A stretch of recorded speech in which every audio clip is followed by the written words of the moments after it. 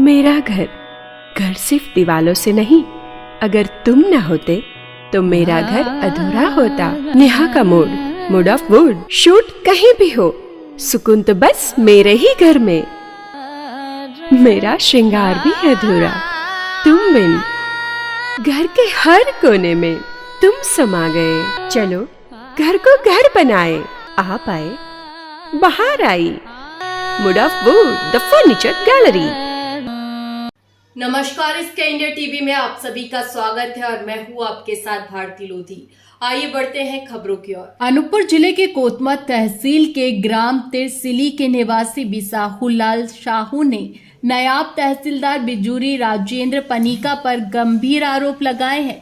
उन्होंने कहा कि उनके पक्के मकान को शासकीय भूमि बताकर बिना सूचना और सुनवाई के गिराने के आदेश दिए गए हैं, जबकि आसपास के अन्य मकानों पर कोई कार्रवाई नहीं की गई।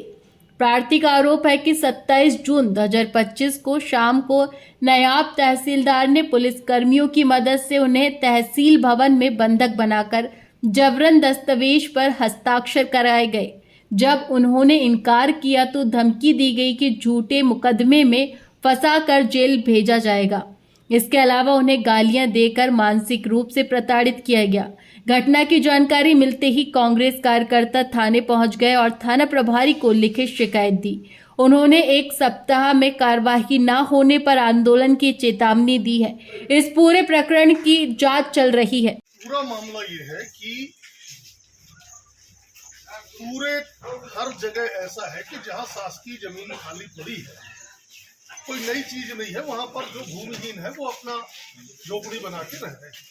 इसी तरह से तरसिली गांव में भी एक शासकीय जमीन में 4-5 लोग अपना घर बना के, कोई कच्चा कोई पक्का बना के रह रहे हैं। तहसीलदार ने उन्हें नोटिस दिया, बहुत अच्छा है, अतिक्रमण खाली होना चाहिए। 4 लोगों के प्रकरण एक साथ चले, 3 लोगों का प्रकरण लंबित है। चौथे को 20 दिन पहले जाके उसका आधा मकान गिरा दिया। हम लोग आए, हम लोगों ने बात की कि भाई ऐसी द्वेषपूर्ण कार्रवाई क्यों, एक पक्षी कार्रवाई क्यों? बोले कि ठीक है, अब नहीं होगा। कल उसका घर तोड़ने का फिर उसको संदेशा आया। कल मैंने तहसीलदार से बात किया, मैंने कलेक्टर साहब को भी आग्रह किया, साहब एक तो भारी बरसात है, कहाँ जाएंगे उसके बीवी बच्चे, और जो कार्रवाई हो, एक तो ना हो कार्रवाई, हम ये चाहते हैं, वो तो सबके ऊपर होगा। तहसीलदार ने भी कह दिया कि ठीक है, करेंगे तो सबके ऊपर करेंगे, नहीं तो नहीं करेंगे। कलेक्टर साहब ने भी कहा।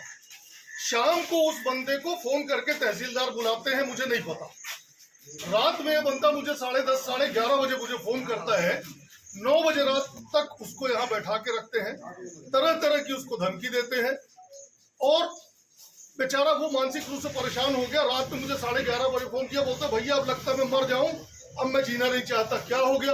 बोले ऐसा ऐसा हो गया। मैं कहा मेरे से तो तहसीलदार ने कहा कि अब नहीं होगी कार्रवाई, सबकी एक साथ होगी। तो बोला नहीं भैया ऐसा। अब रात में मैं तहसीलदार को यद्यपि एक दो रिंग किया, शायद नहीं उठाया।